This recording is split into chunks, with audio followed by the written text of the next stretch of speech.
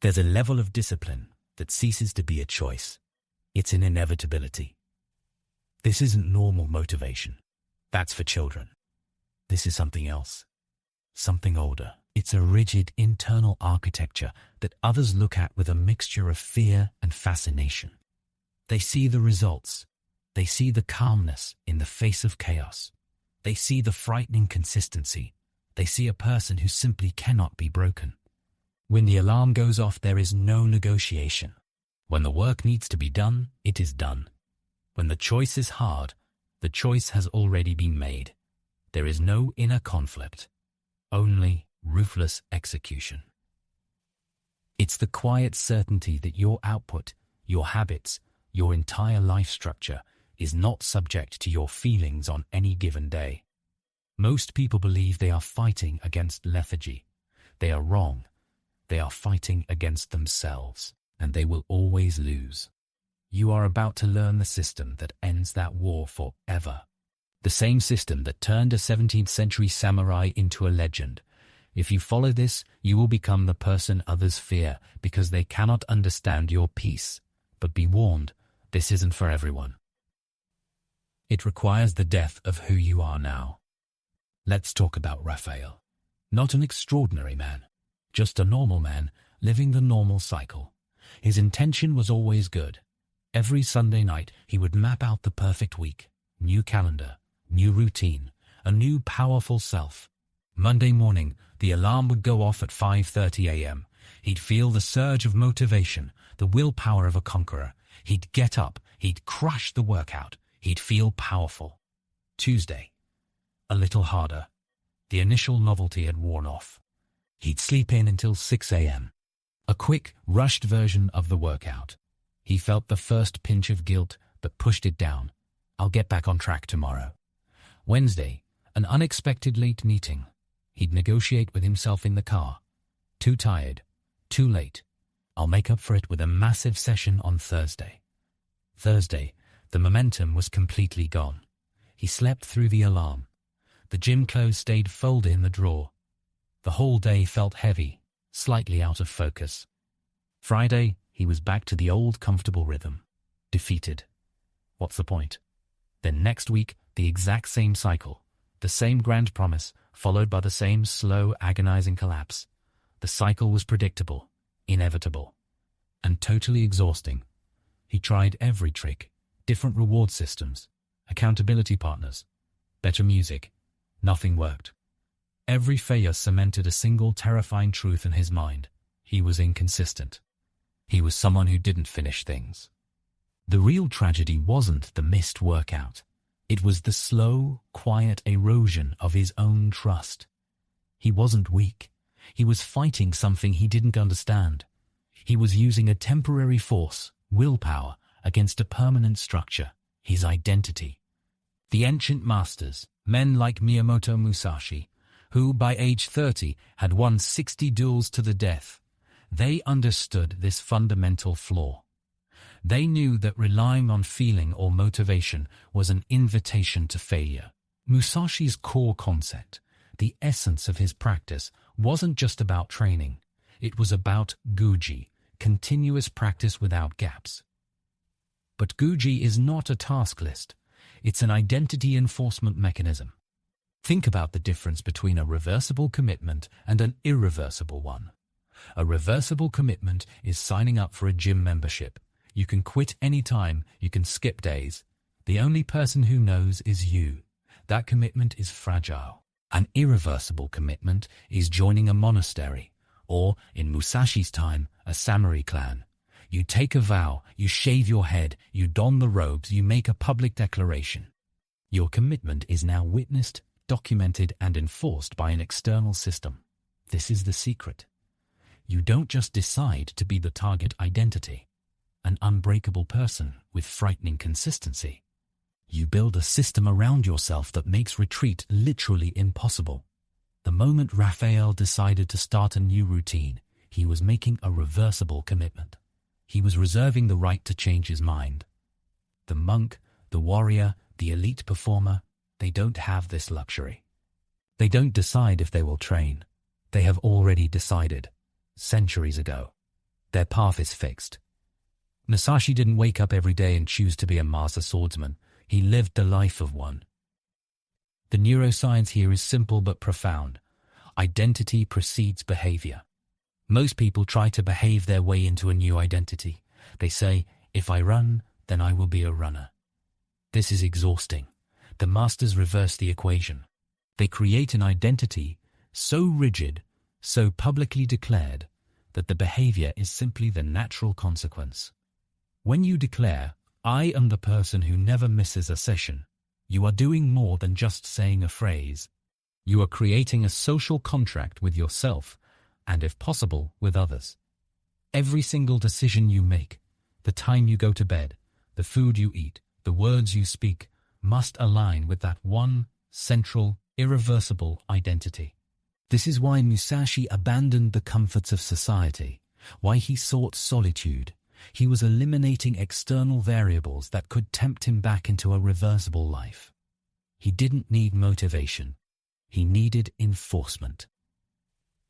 And once you build this structure, the old, inconsistent self has no choice but to die. But even with the identity established, the battle does not stop. It merely changes territory. You are the target identity, an unbreakable person with frightening consistency. But your biology, your internal resistance, is still operating on a primitive system designed for comfort and energy conservation. The internal war happens every single morning, every afternoon when fatigue sets in. It's the mental negotiation.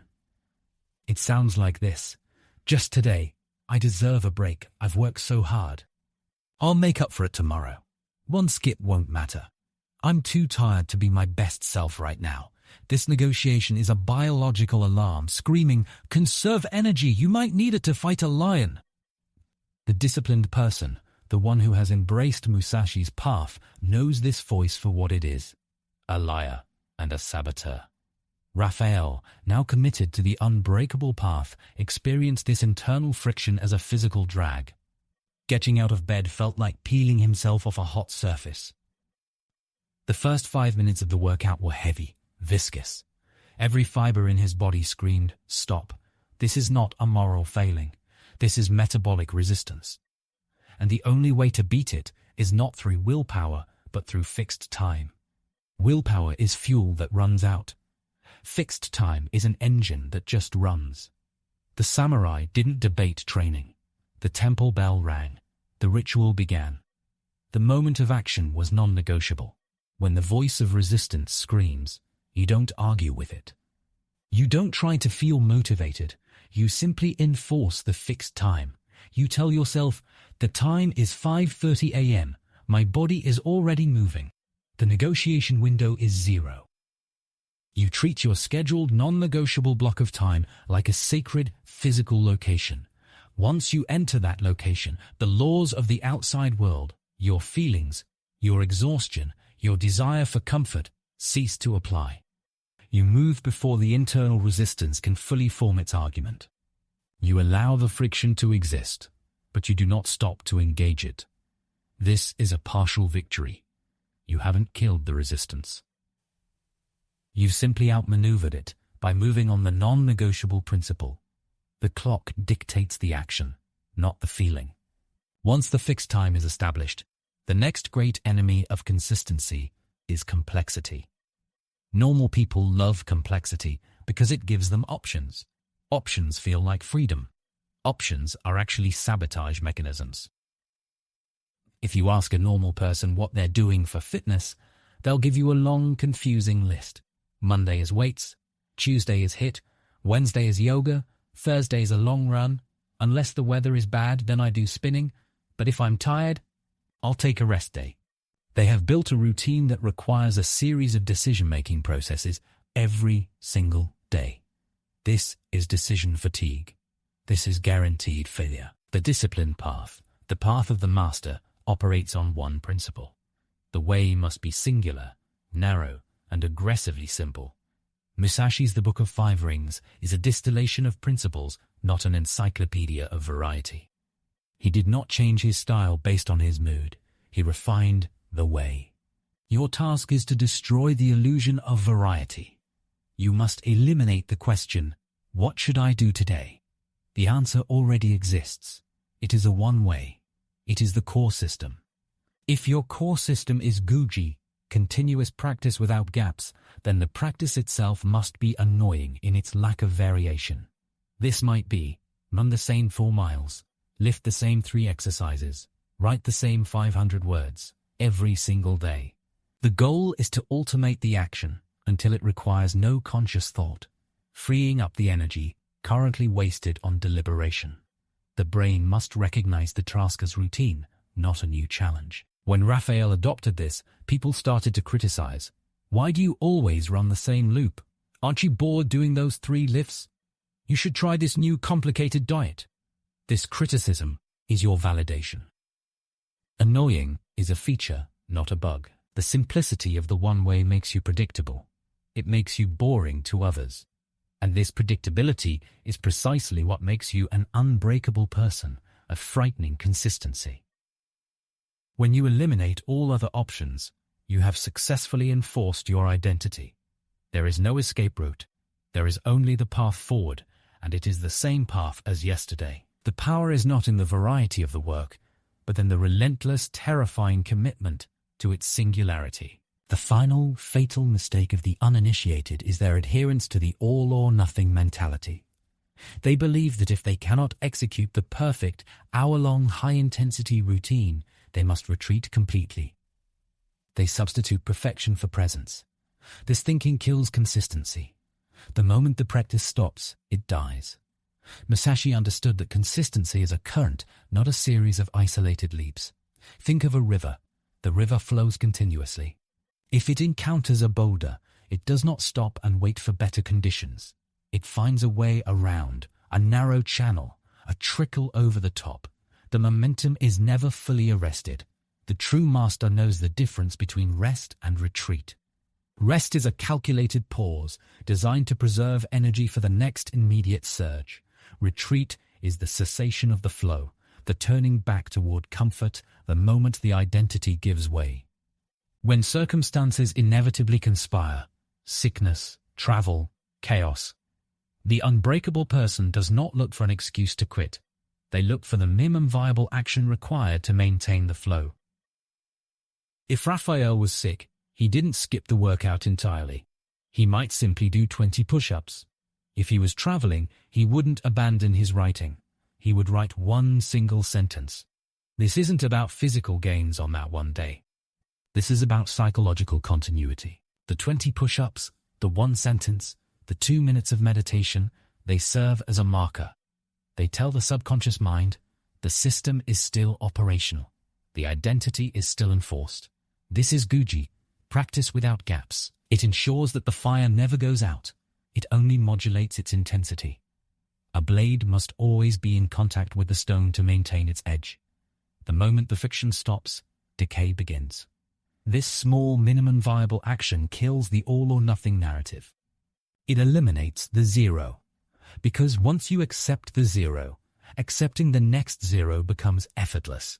Your goal is to make the gap feel physically painful, psychologically unacceptable. You do this by making the minimum required action less painful than the cognitive dissonance of breaking your unbreakable identity. The world of the uninitiated is defined by reaction. They wait for the crisis, and then they attempt to solve it while under duress, while decision-making capacity is at its lowest. The world of the unbreakable person is defined by pre-solution. Musashi, and every master system, from Zen monasteries to elite military units, operates on the principle that the difficult choice must be made when the stakes are low, the mind is calm, and the path of least resistance is not tempting. This is the strategic advantage of the samurai system. They did not wait until the opponent was upon them to decide how to grip the sword. They drilled the grip until it was muscle memory, pre-solved for the moment of truth. You must identify the 3 most common points of failure in your system and create a non-negotiable if-then protocol for each one. This destroys decision fatigue. 1. The alarm failure. This is the resistance at dawn. If the alarm sounds and my mind says, Just 5 more minutes. Then I will immediately stand up, walk to the predetermined location of my training clothes, and put on my socks. The goal is not to convince yourself to work out. The goal is simply to perform the first, smallest, pre-solved physical movement. The socks are the commitment. 2. The social failure. This is when others disrupt your fixed path. If a friend, colleague, family member pressures me to break routine, a late night, a drink, a cancellation, then I will use the pre-written line. That sounds great, but I cannot compromise on my 5:30 a.m. commitment. No excuses, no negotiation, no discussion. The discomfort from others is necessary. Your discipline is enforced by the social friction you create. 3. The low-energy failure. This is the afternoon crash, the feeling of burnout. If I feel too tired to perform the full, perfect routine, then I will execute the minimum viable action, MVA. I will do 10 minutes of intense, focused work, or one single set of the core exercise. This is the neuroscience of identity enforcement. You are using the prefrontal cortex, your rational, planning mind, to make a decision hours or days before the limbic system, your emotional, comfort-seeking mind, can hijack the process. For Raphael, this shift was monumental. He stopped reacting to events. He started executing a pre-existing algorithm. The answer to every obstacle already existed in his rulebook. There is no discussion. The choice is already history. This is how you automate discipline. This is how you automate discipline. This entire process is not self-improvement. It is self-destruction, followed by total reconstruction. You must kill the self that required motivation. You must bury the person who could be reasoned out of their commitments. That person, that fragile identity, is dead now. The unbreakable person, the target identity, is born in the moment you realize that your actions are no longer a series of choices, but simply an operating function. Raphael's transformation was startling. He stopped talking about trying to be consistent. He simply was. His consistency became an undeniable fact of his existence, like his height or his voice. When you reach this point, first, the inner negotiation fades. The resistance stops screaming, because it learns that screaming is useless. The fixed path has been reinforced too many times. The neuroplasticity has shifted. The mind no longer offers comfort as a viable option. Second, the world begins to react. People who are mired in optionality, who live in the soft, reversible world, will look at you with genuine discomfort. They will call you rigid, extreme, or obsessive. This discomfort is the signal of your success. You have become a mirror reflecting their own lack of rigor. You have become alien to the soft world. They want to know your secret, but they are too afraid to pay the price. Musashi, at the end of his life, wrote simply, "Do nothing which is not of use." That is the final devastating transformation. You are no longer performing discipline. You have become the embodiment of efficiency, the machine of execution. He doesn't do it anymore. He is it. Your discipline is not a task. It is your nature. Now, you have the architecture. Go build the irreversible commitment. Declare your identity today. Make it known. Make retreat impossible.